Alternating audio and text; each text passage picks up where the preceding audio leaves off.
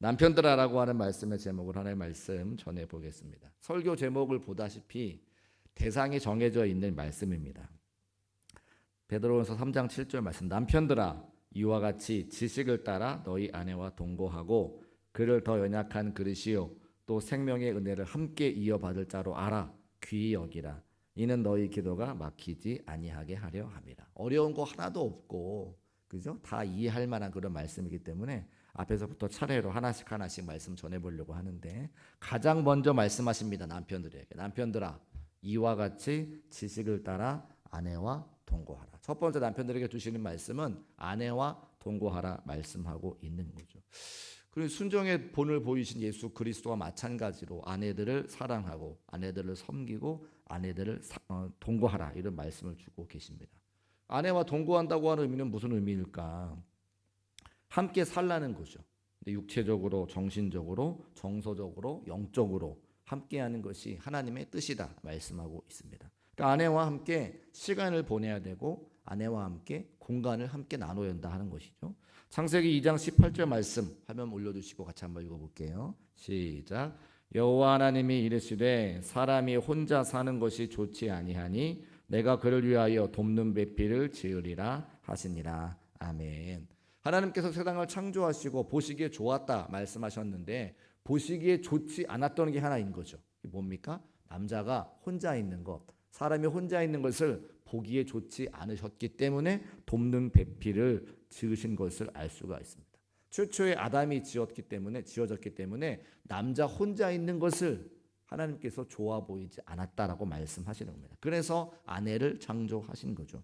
창세기 2장 24절 말씀 같이 읽어볼까요? 시작. 이러므로 남자가 부모를 떠나 그의 아내와 합하여 둘이 한 몸을 이룰지로다. 아멘. 분명히 남성에게 말합니다. 남자에게 말합니다. 남자가 부모를 떠나야 된다. 그래야 아내와 한 몸이 될 수 있다 말하고 있습니다. 여자에게 떠나라고 말하지 아니하고 남자에게 떠나라고 말씀하시는 것은 남자에게 가정의 축복의 원리가 있기 때문입니다. 하나님께서 아브라함의 하나님, 이삭의 하나님, 야곱의 하나님이라 말씀하시는 것처럼 그 가정을 향한 하나님의 축복은 누구로부터 오느냐? 남자에게로 흘러가게 있기 때문에 남자가 부모를 떠나게 돼 있다고 하는 거죠.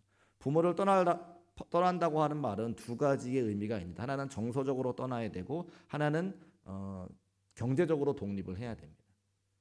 결혼을 했는데 부모에게 용돈을 받으면 그죠? 그것은 온전한 가정이 될 수가 없습니다. 결혼을 했는데 정서적으로 부모님에게 독립하지 못하면 여러 가지 중요한 결정할 때마다 부모님께 물어봐야 되는 거잖아요.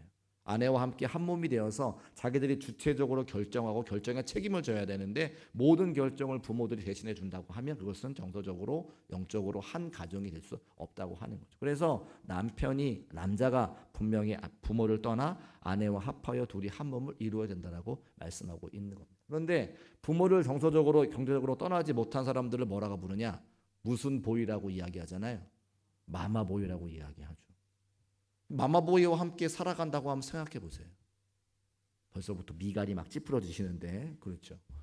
그 모든 결정을 부모를 떠나지 못한 아들과 남편과 함께 살면 아내의 삶이 어떻게 될지 우리가 알고, 그래서 하나님께서 분명히 말씀하시기를 남자가 부모를 떠나서 아내와 합하여 둘이 한 몸을 이룰지어라. 아내와 동거하고 시간을 보내고 공간을 공유해라 이 말씀하고 있는 겁니다.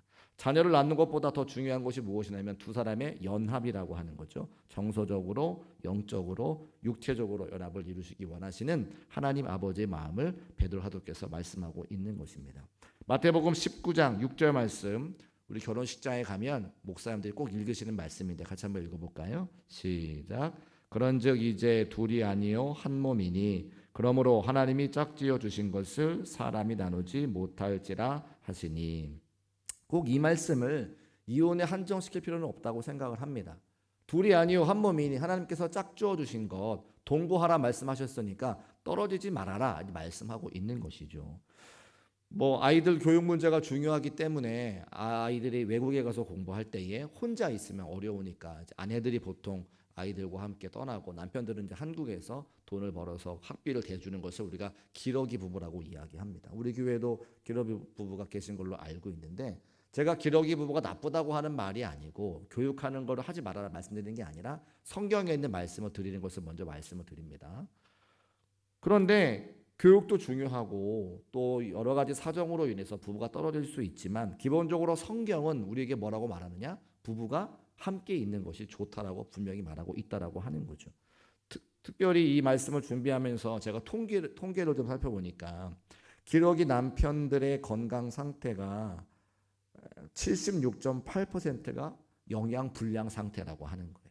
그러니까 아내가 남편을 챙겨주지 않으면 남편들이 건강 상태가 76.8%가 불량 상태다.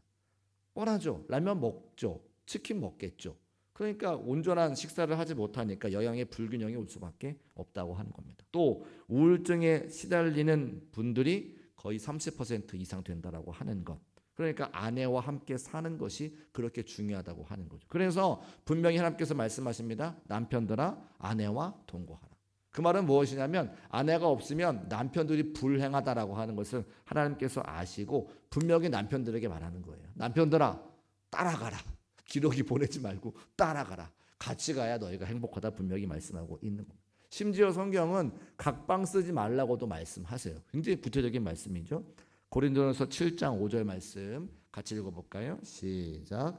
서로 분방하지 말라. 다만 기도할 틈을 얻기 위하여 합의상 얼마 동안은 하되 다시 합하라. 이는 너희가 절제 못함으로 말미암아 사탄이 너희를 시험하지 못하게 하려 함이라. 아멘. 서로 뭐 하지 말라고요? 분방하지 말라. 방을 나눠 쓰지 말라고 합니다. 하나님의 명령이 굉장히 구체적인데 부부가 함께 방을 쓰라고 말씀하시죠. 어느 조사에서 우리나라 부부들에게 설문조사했는데 같이 방을 쓰는 부부가 많을까요? 방을 각자 쓰는 부부가 많을까요? 방을 각자 쓰는 부부가 많다고 고개를 끄덕끄덕 하시죠. 귀대기 그러신가 본가요? 방을 같이 쓰는 부부가 많이 없다는 거예요. 하나님 말씀에 진짜 순종 안 하는 거죠. 방을 나누지 말라 그랬는데 방을 각자 쓰니까 나눠 쓰니까 우리 다 하나님 말씀에 불순종하는 겁니다.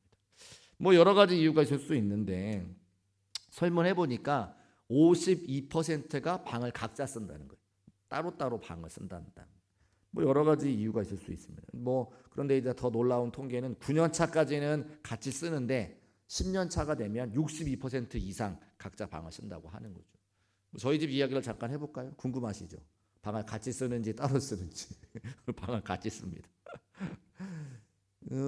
따로 쓸 때가 몇 번 있긴 했었습니다. 아이들이 어렸을 때에 제가 새벽기도 가야 되니까 또 아이들이 밤에 깨니까 아내가 저에게 방을 좀 따로 쓰는 게 좋겠다고. 왜냐하면 이제 밤에 계속 아이가 잠자지 않고 젖달라고 울고 이렇게 하면 제가 이제 밤에 잠을 못 자고 새벽기도 나갈 때 피곤하니까 방을 좀 따로 쓴 적이 있고 이제 그 이후에 계속 방을 따로 쓰려고 하길래 안 된다 들어와라 제가 이제 이야기해서 방을 같이 씁니다. 근데 체질이 달라요.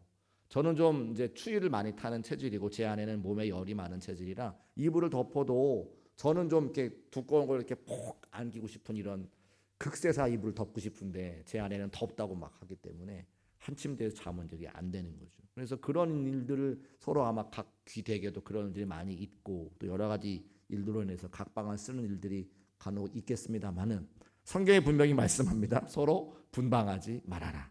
그래서 하나님 말씀 들으시고 방을 같이 쓰시는 그래서 시간과 또 공간을 함께 공유하는 우리 부부가 되시기를 가정이 되시기를 주의 이름으로 축복합니다. 근데 그것이 왜 그러냐? 분명히 말씀하시는 거죠. 하나님께서 가정을 이루었을 때에 남편과 아내가 몸이 멀어지면 마음도 멀어지게 되어 있기 때문에 함께 한 방을 쓰면서 함께 아름다운 가정을 만들어라 이 말씀하고 있는 것입니다. 그것이 하나님의 첫 번째 뜻. 남편들아 아내들과 동거하라. 근데 두 번째로 보니까 아내들과 동거하는데 뭐라고 기록되어 있냐면 이와 같이 지식을 따라 너의 아내와 동거하라 말하고 있어요. 그럼 지식을 따라 아내와 동거하는 것은 무엇이냐라고 하는 궁금한 마음이 들었습니다. 지식을 따라라고 하는 것은 너의 아내들을 잘 이해하라라고 하는 뜻입니다. 여러분 우리가 함께 부부가 되어서 오랫동안 살아가지만 내 아내와 내 남편을 100% 이해한다고 하는 것은 불가능한 일인 것 같아요. 저도 제 아내하고 오랫동안 연애하고 결혼했습니다만 연애할 때의 제 아내와 결혼하고의 제 아내 19년을 살아온 이후에 생각하는 제 아내가 다 다른 거죠. 그러니까 한 사람이 여러 가지 생각과 다양한 환경에 의해서 변화가 되듯이 상대방을 위한 지식, 상대방에 대한 이해가 없으면 함께 살아갈 수 없다는 것을 말씀하고 있는 거예요. 저희 어머니께서는 경상도 분이시거든요. 부산 분이신데 외삼촌이 숙모하고 같이 생활하시는 걸 제가 이제 방학 놀러 가면 이제 보게 됐어요. 보통 이제 우리가 경상도 남자들이 무뚝뚝하다고 얘기하거든요. 실제로 들어와서 이렇게 숙모는 이제 저의 조카죠.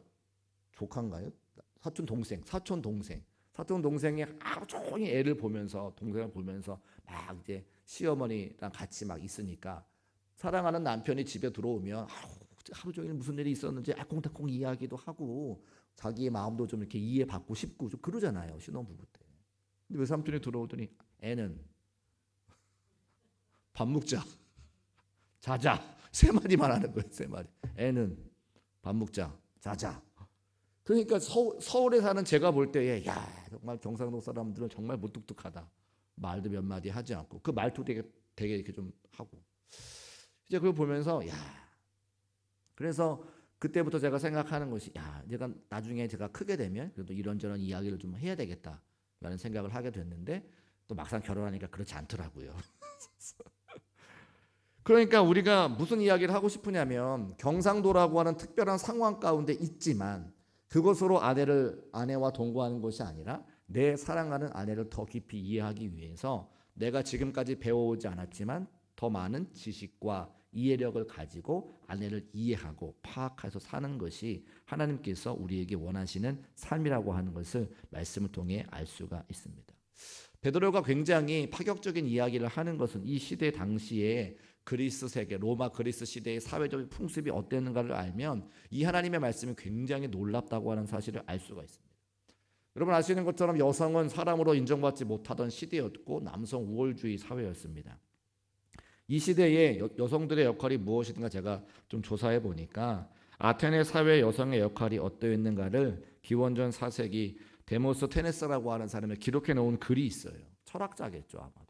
그가 그 당시에 자신이 살아가던 시대에 여성상이 어땠는가를 써놓은 글입니다. 우리에게는 쾌락을 위해 고급 창부가 있고 일상적으로 우리의 신체를 돌봐주기 위해 내연의 처가 있으며 합법적인 아이를 낳아주고 집안을 충실히 관리하기 위해 아내가 있다. 한 사람의 남자에게 3명의 여성이 있는데 육체적인 쾌락을 위해 고급 창부가 있고 자신의 몸을 돌봐주기 위한 내연녀가 있고 합법적으로 아이를 낳아주고 집안을 관리하기 위해서 아내가 있다는 거예요. 그러니까 여성으로서의 지위가 완전히 바닥이고 여성을 마치 물건 취급하는 당시의 시대상 가운데 지금 이 베드로 사도께서 기독교 교인들에게 초대교회 성도들에게 남편들이여 아내와 동거하라. 지식을 따라 아내와 동거하라 이렇게 말하고 있는 거예요. 그러니까 그 시대의 여성들이 이 말씀을 얼마나 기뻐했을까를 상상할 수 있는 것이고 남편들에게는 충격인 거죠. 사람처럼 생각하지 않았던 동등하게 생각하지 않았던 존재였던 아내와 여성을 자신과 동등하게 여기고 오히려 더 존중하고 더 섬기고 더 사랑하라 말했으니까 굉장히 충격적일 수밖에 없는 말씀이라고 하는 것을 알 수가 있습니다. 그리고 그 시대의 사회 풍습을 따라 살지 말고 세상은 그렇게 여성을 인간 취급하지 아니하고 물건같이 취급하지만 그런 사회적인 지식을 따라가지 말고 너희가 하나님의 말씀을 통해서 우리에게 주시는 그 하나님의 말씀을 따라 지식을 따라 아내와 동거하라고 어마어마한 말씀을 하고 있는 거예요. 시대를 초월한 이 하나님의 말씀이 오늘 우리 남성들에게도 말씀하고 있는 것을 꼭 기억하시기를 주의 이름으로 축복합니다. 그러니까 지식을 따라서 아내와 동거하라 말씀하시는 것은 아내에 대한 지식이 풍성해지면 풍성해질수록 아름다운 가정을 만들 수 있다는 거예요. 제 아내는 파란색을 좋아합니다. 또 음식은 뭐 스파게티 이런 걸 좋아합니다. 그리고 옛날에는 선물을 주면 좋아했지만 요즘은 돈 봉투를 주면 좋아합니다. 뭐 이런 걸 이제 알아가는 거죠. 이거 알아가야 된다니까요. 지식이 있어야 돼요. 그래서 제가 19년 차가 되어가면서 이제 그렇게 알아가는 거죠. 그래서 제가 우리 남성들에게 그런 말씀 하고 싶은데 같이 한번 남자들만 따라해 볼까요? 배우자를 배워야 돼요. 배우자를 배워야 돼. 그래 우리 삶이 행복하다는 거예요. 화성에서 온 남자, 금성에서 온 여자 책이 있습니다. 이 책은 결혼하기 전에 필독서입니다. 남성과 여성이 어떻게 다른지를 알기 때문에 화성에서 온 남자, 금성에서 온 여자. 제가 그 책을 대학교 교양 시간에 읽고 나서 여성에 대한 이해가 확 바뀌는 거죠. 남자인 저와 굉장히 다른. 그래서 제가 남자 형제만 둘인데 혹시라도 저에게 여성 형제가 있었으면 조금 더 이해의 폭이 넓어졌겠구나 생각을 하는 거예요. 남자 형제만 자랐기 때문에. 그래서 이 책은 필독서입니다. 또 남자와 여자의 차이는 이런 거죠. 남자는 스위치가 하나예요. 배가 고프면 밥을 먹으면 되고요. 졸리면 자면 돼요. 스위치가 하나니까 그냥 껐다 켰다 껐다 켰다. 배고프면 먹어야 되고 졸리면 자야 되고. 근데 여성은 스위치가 하나가 아니라 몇 개예요. 알 수가 없어요. 굉장히 많아요. 스위치가. 데이트할 때 뭐 먹으러 갈까? 우리 맛있는 거 먹으러 가자. 뭐 먹으러 갈래? 그럼 뭐라고 이야기합니까? 아무거나라고 말해요. 아무거나. 그죠? 근데 아무거나 먹으러 갔다가는 큰일 납니다.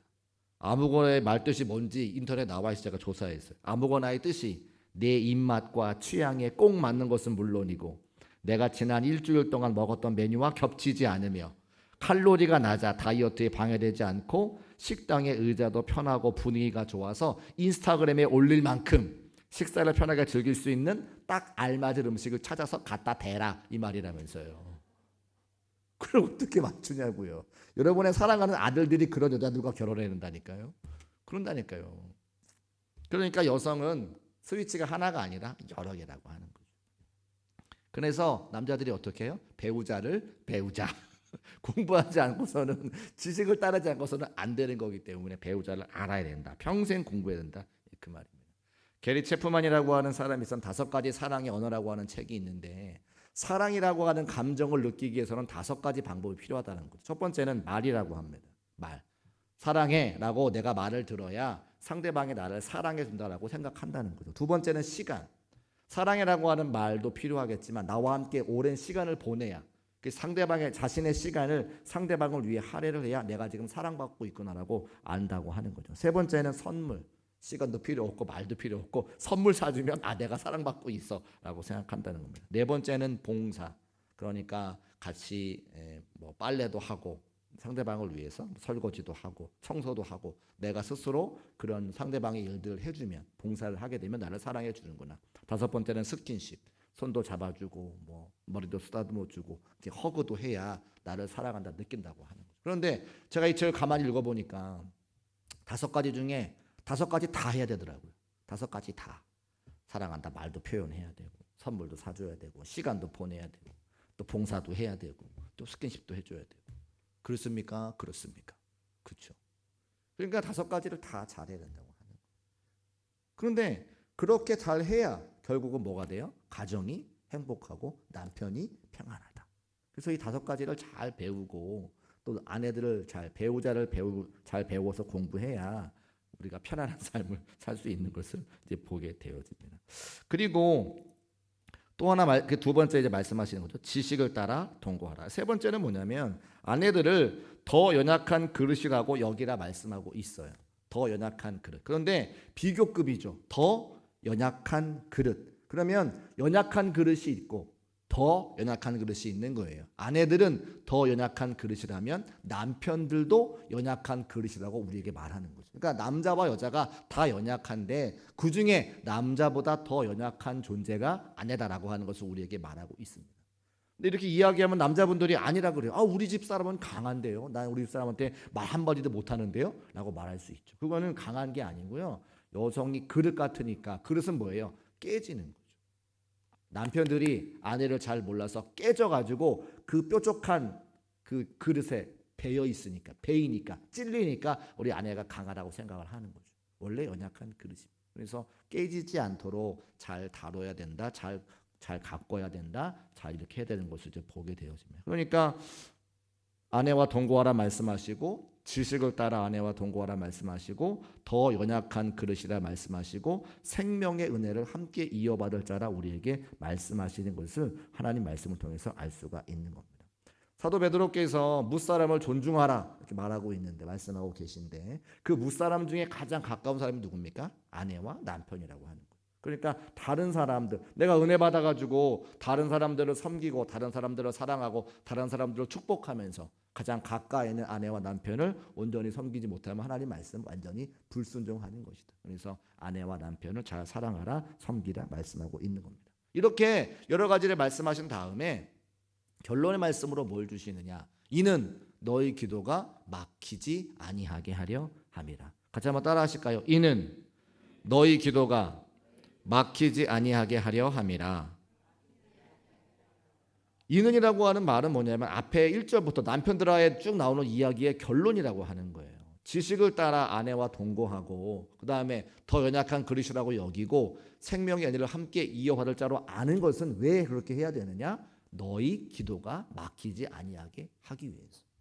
기도가 무엇입니까? 우리가 흔히 말할 때에 호흡이라고 말합니다. 그러니까 우리의 호흡이 끊어지지 않기 위해서, 신앙생활이 멈추지 않기 위해서 아내와 동거해야 되고 아내를 더 소중하게 여겨야 한다 말씀하고 있습니다. 자, 우리 성경에서 여성들에게 기도하라고 말씀하는 본문은 없어요. 여성들은 기도 많이 하기 때문에 여성들한테 기도해라 이렇게 직접적으로 말씀하시는 본문은 없는데, 남자들에게는 제발 기도 좀 하라고 나오는 본문이 나옵니다. 디모데전서 2장 8절 말씀 같이 읽어볼게요. 시작. 그러므로 각처에서 남자들이 분노와 다툼이 없이 거룩한 손을 들어 기도하기를 원하노라. 기도하기를 원하노라. 왜 원할까요? 기도하지 않으니까. 그럼 뭘 해요? 분노와 다툼, 화만 내고 싸우고 기도는 안 한다는 거죠. 그래서 제발 좀 디모데가 이야기하는 겁니다.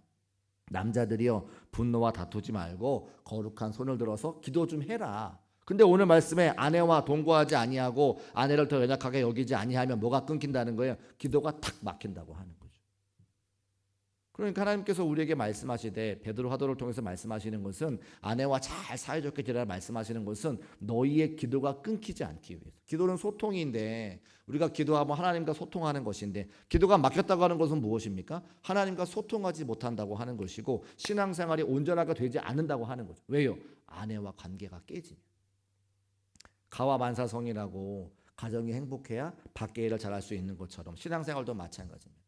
가정 안에서 평안하지 않으면 밖에 나와서 신앙생활도 안 되는 거예요. 제가 자꾸 저희 집 얘기해가지고 좀 죄송한데, 저희 어머니 아버지가 목사님 되시기 전에, 장로님 되시기 전에 집사님 권사님 시절에 찬양대를 하셨단 말입니다. 그러면 집에서 이제 일찍 준비해가지고 나오시는데 늘 차에 오시면서 다퉈요. 그러면 차에서 오시면서 다투고 여기 앉아가지고 막 홀리한 모습으로 찬양을 막 하세요. 근데 아이들은 알죠. 저거 다 가식이야, 위선이야.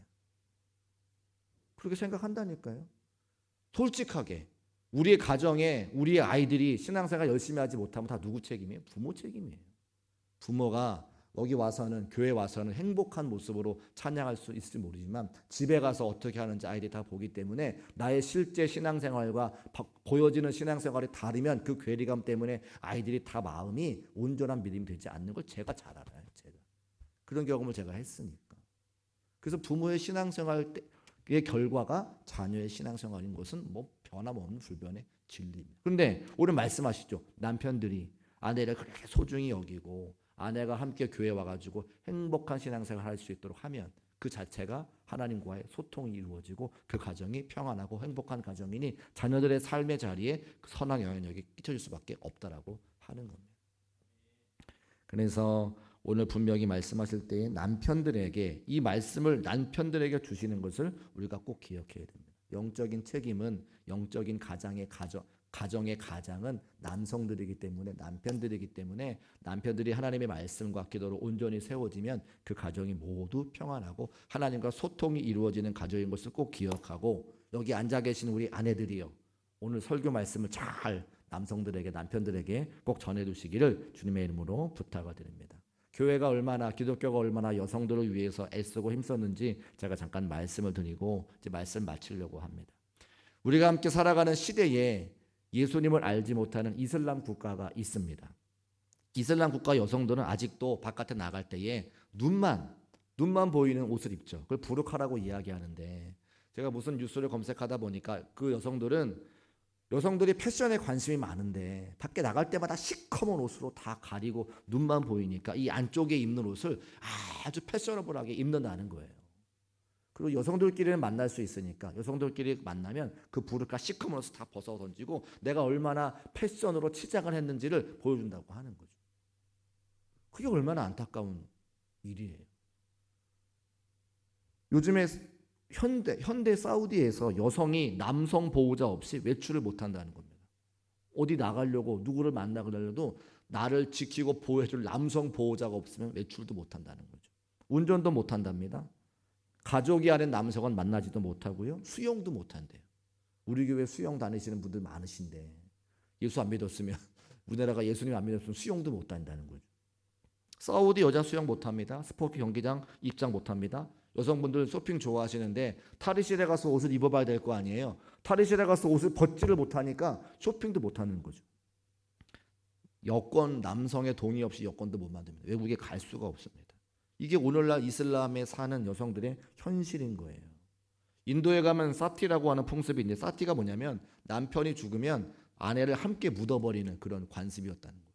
근데 윌리엄 캐리 선교사님이 인도에 가셔서 기독교 복음으로 인도를 변화시키고 그 풍습을 다 없애버리는 겁니다. 우리나라는요. 우리나라 여성들의 이름이 있었어요? 개똥이 엄마, 소똥이 엄마, 말똥이 엄마지 애들 이름으로 이름이 되는 건 자기 이름이 없었어요. 근데 기독교에 와서 아무개 권사님, 아무개 집사님, 이 땅에 교회가 세워지고 하나님의 복음이 들어와서 여성들의 인권이 세워지는 거지 교회만큼 여성들을 위해서 이렇게 하는 그런 종교가 어디 있습니까? 그래서 오늘 하나님께서 우리에게 베드로 사도를 통해서 여러 가지 주시는 말씀은 남성과 여성에 대한 말씀을 하시면서 또 남편들의 말씀을 하시면서 결국은 우리의 가정에 대한 말씀을 하시는 거죠. 하나님께서 우리의 가정, 남성과 여성을 다 소중히 여기고 우리의 가정을 소중히 여길 때에 남편들에게 주시는 말씀이 분명히 있다라고 하는 겁니다. 말씀을 결론 맺으려고 합니다. 남편들에게 주신 하나님의 말씀 꼭 기억하시고 순종하셔서 아름다운 가정 이루기를 원하는데요. 하나님께서 남편이 아내와 동거하기를 원하시고 함께 시간과 공간을 나누기를 원하십니다. 그런데 내 기분대로 아니고 사회적인 관습과 문화대로 아니고 지식을 따라 아내를 공부해야 된다라고 말씀하고 있습니다. 이해의 폭이 넓어지면 넓어질수록 아내를 더 잘 사랑할 수 있겠죠. 성경이 아내에 대해서 뭐라고 말하는지 알아야 되는데요. 남자보다 더 연약한 존재, 깨지기 쉬운 존재임을 알고 소중히 여기고 생명의 은혜를 함께 이어받을 자라고 하는 것을 알고 소중히 여길 수 있는 남편들 되시기를 바랍니다. 아내와의 관계가 막히면 하나님과의 관계도 막히고 우리 옆에 허락하신 아내 사랑하고 아끼는 행복한 남편이 되어서 아름다운 가정 이루고 하나님 앞에 큰 영광과 기쁨과 감사를 올려드릴 수 있는 모든 성도의 삶이 되시기를 주님의 이름으로 축복합니다. 기도하겠습니다. 참 좋으신 아버지 하나님 감사합니다. 오늘도 귀한 사도의 말씀을 통해서 은혜 허락하여 주시고 남편들에게 주시는 말씀과 가정을 소중히 여기신 하나님 아버지의 음성을 듣게 하시니 감사를 드립니다.